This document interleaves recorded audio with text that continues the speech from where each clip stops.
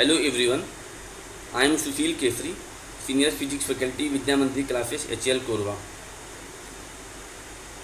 This is my 9th lecture on light, shadow and reflection.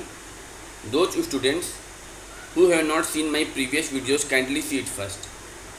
The link of previous videos has been given in the description section of this video. The level is advanced only and today we are going to discuss worksheet problems. तो यहाँ पे जो worksheet में 3 level हैं, easy, medium और advance. तो हर एक level का जो पहला शीट है, पहला एक्सरसाइज है, हम आज डिस्कस करेंगे। फॉर एग्जांपल जो इजी लेवल है उसका पहला एक्सरसाइज, सिमिलरली इंटरमीडिएट लेवल का पहला एक्सरसाइज और एडवांस लेवल का पहला एक्सरसाइज। तो ये पोर्शन हम आज डिस्कस करेंगे और फिर नेक्स्ट जो ओलंपियाड वीक में जो हमारा लेक्चर रहेगा उस लेक्चर में फिर हम बाकी के टॉपिक्स को डिस्कस करेंगे, बाकी के शीट को डिस्कस करेंगे। तो स्टार्ट करते हैं। ये इजी लेवल है और इजी लेवल का पहला एक्सरसाइज है। ए पार्ट है fill in the blanks. Objects that give out light are called. ये फिलिंग ब्लैंक हमें यहाँ पे करना है। तो object that give out light are called luminous object. Second है material that do not allow light to pass through them are called. अब यहाँ पे क्वेश्चन ये कह रहा है कि जो वो मटेरियल जो लाइट को पास नहीं कर रहा है तो उन मटेरियल्स को क्या बोलते हैं? ओपेक मटेरियल हो जाएगा यहाँ पे। Light travels in a fill in the blanks line. तो पूछा है कि लाइट जो है वो कौन सी लाइन में वो ट्रेवल करती है। तो light travels in a straight line. Fourth है bulb, candle and tube light are source of light. तो यहाँ पे non luminous source of light हो जाएगा। ये हम लोगों ने थ्योरी पार्ट में सब डिस्कस किया हुआ है। Question number 5, light coming from a point source form a fill in the blanks beam of light. तो ये हमने इसको यहाँ पे भी शो किया हुआ है। ये एक पॉइंट सोर्स है, यहाँ पे पॉइंट सोर्स से लाइट आ रही है। तो ये जो light coming from a point source form A divergence beam of light. तो इसका ये आंसर हो जाएगा यहाँ पे divergence beam of light. Converging और डाइवर्जिंग दो टाइप की लाइट बताया था, तो यहाँ पे डाइवर्जिंग बीम ऑफ लाइट हो जाएगा। नेक्स्ट है स्टेट ट्रू और false. Rays coming from a large source form a parallel beam of light. True रहेगा ये।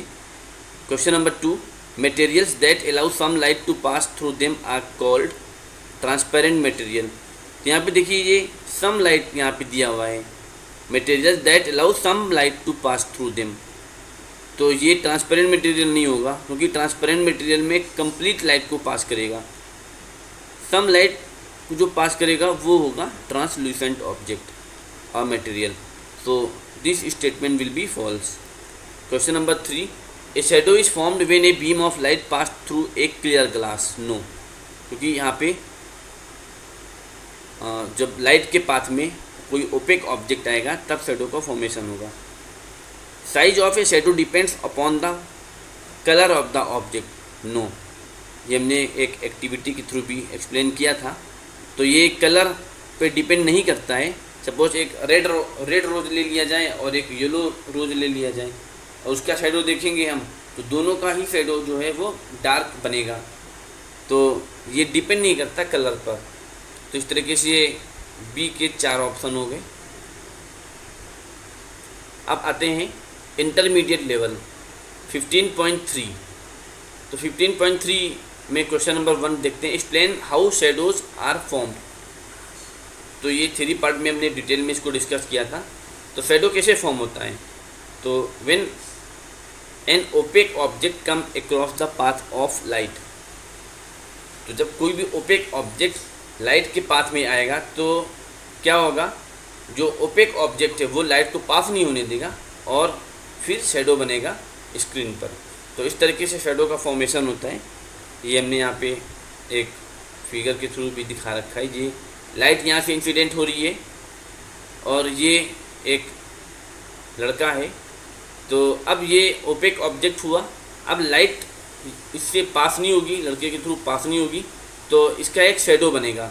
यहाँ पे देखिए ये ग्राउंड पे एक शेडो बन रहा है, तो ground will act as a screen, तो स्क्रीन की तरह बिहेव करेगा ये, और इसका ये शेडो यहाँ पे बना।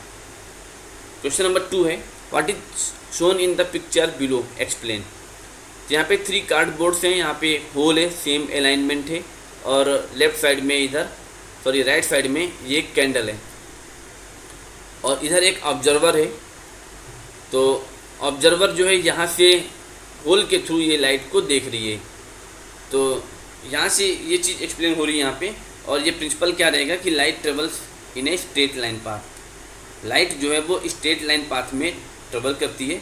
तो जो लाइट यहाँ से इस होल से पास हो रही है, वही लाइट इस होल से पास हो रही है। क्यों? क्योंकि जो होल का अलाइनमेंट है वो सेम है, और इस कैंडल के जो फ्लेम है उसका भी अलाइनमेंट होल के अलाइनमेंट के इक्वल है। और ये जो थर्ड कार्डबोर्ड है, इसका भी जो होल है वो इन दोनों होल के अलाइंड है। तो यहाँ से ये प्रूफ होता है कि जो लाइट है वो एक स्ट्रेट लाइन पाथ में ट्रेवल करती है। तो ये क्वेश्चन नंबर 2 हो गया। क्वेश्चन नंबर 3 में आते हैं, label the picture that shown divergent, parallel and convergent beam of light. तो यहाँ पे हम देखें ए पार्ट जो है, ए फिगर दिखा रखा है, तो यहाँ पे लाइट जो है वो देखिए यहाँ पे कॉन्वर्ज कर रही है किसी पॉइंट पे।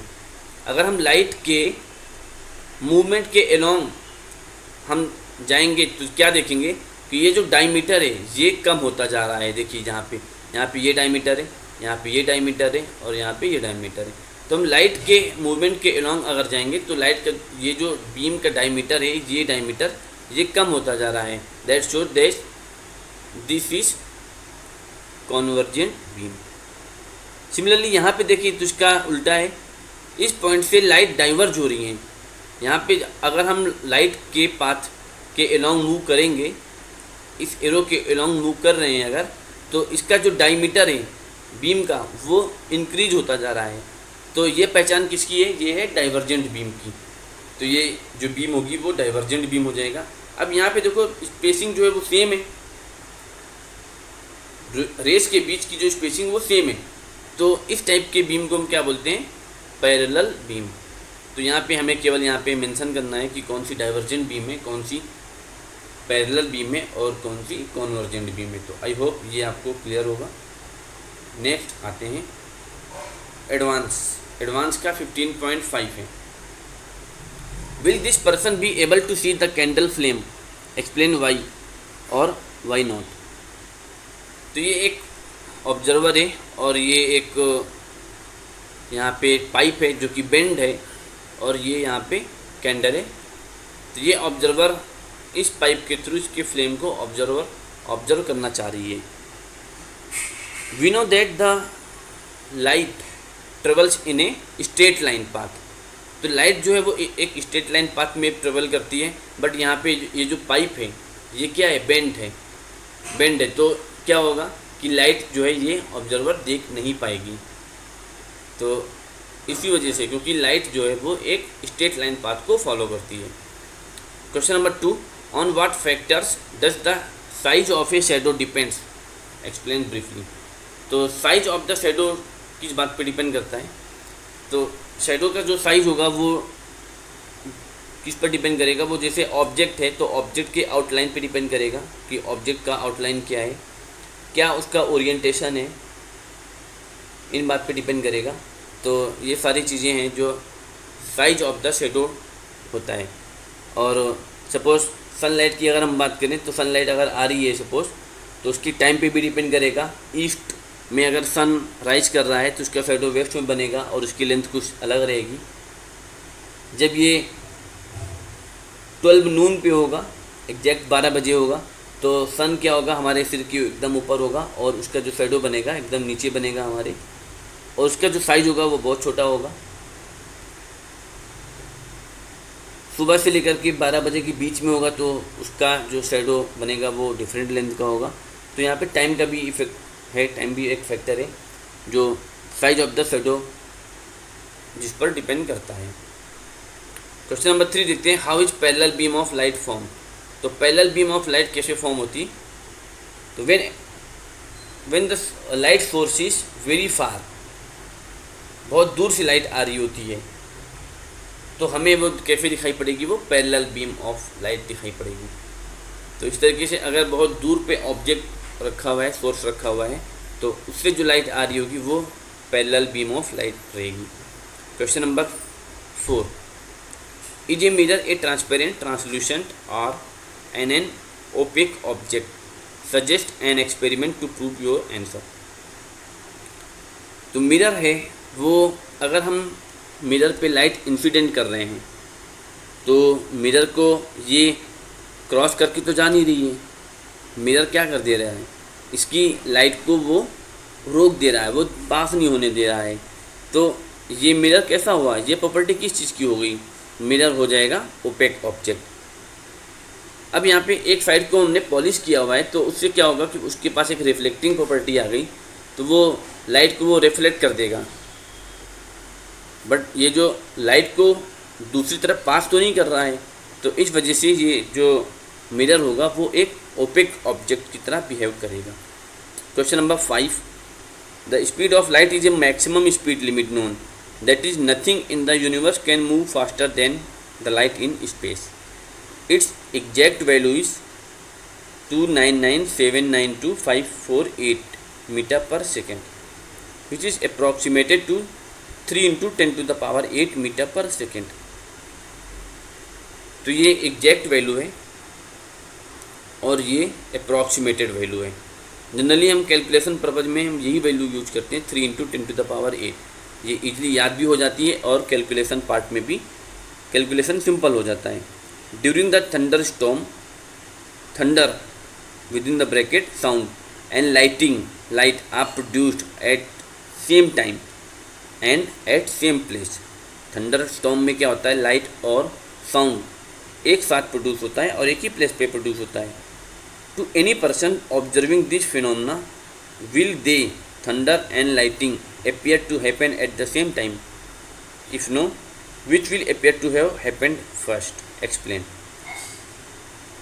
तो यहाँ पे हमें देखना है कि जो स्पीड ऑफ लाइट है वो 3 × 10⁸ मीटर पर सेकेंड है, और जो स्पीड ऑफ थंडर होता है that is speed of sound, ये क्या होता है एयर में 340 मीटर पर सेकेंड अप्रॉक्स।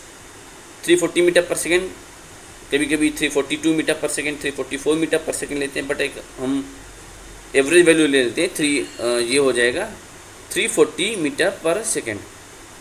तो यहाँ पे देखो कि जो स्पीड ऑफ लाइट है वो बहुत ज़्यादा लार्ज है in comparison to the speed of sound.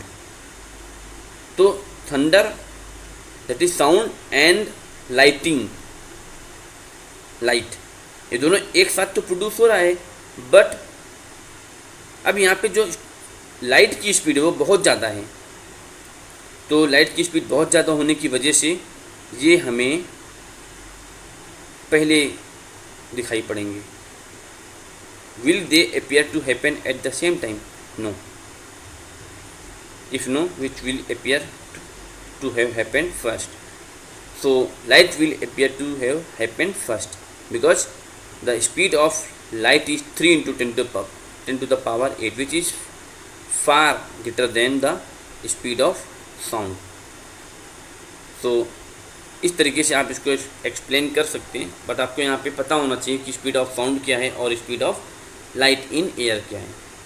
तो इस तरीके से ये एडवांस लेवल का लास्ट क्वेश्चन है, क्वेश्चन नंबर 5।